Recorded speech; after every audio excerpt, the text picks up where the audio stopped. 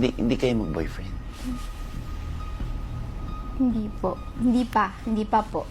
Diba? Sandali na. Ako naguguluhan dito. Para kung gustong gawing square ito.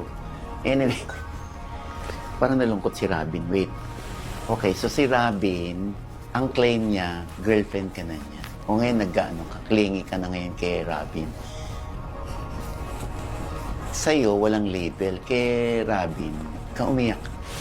Oh my God! Kay Robin, girlfriend. Ako po gustong-gusto ko talaga si Rob. Like, siya lang po talaga gusto ko. But hindi ko alam na ang tingin po pala niya sa akin is GF. Ngayon ko lang po nalaman. Kasi pero, I thought MU lang kami.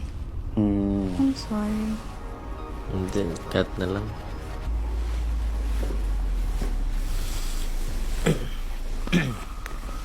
Oh, sige. Okay. Sorry po, Mama Od. Sorry din, pinaprank ka lang.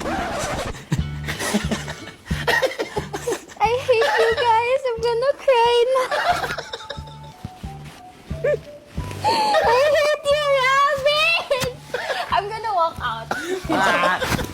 I hate you. Joke lang. Na-convince ako sa kanya. Galing niya umacting talaga. I hate you. I hate you. I hate you. I hate you. Iiyak na ako eh, kaso andyan yun eh. Sabi, prank lang. Pinag-usapan niyo po talaga to?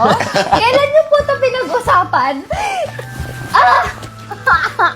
Hindi mo alam na nahimik ka na sabi ni Mama, sabi niya, girlfriend ka niya. Sabi mo, hindi mo alam ang sasabihin.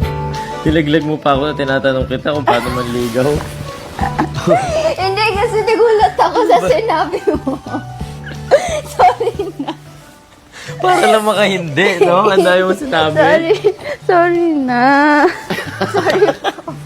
Sorry na. So, ang status... Ako na yung prank. Ako pa nag-sorry, o, diba? Hindi, sorry.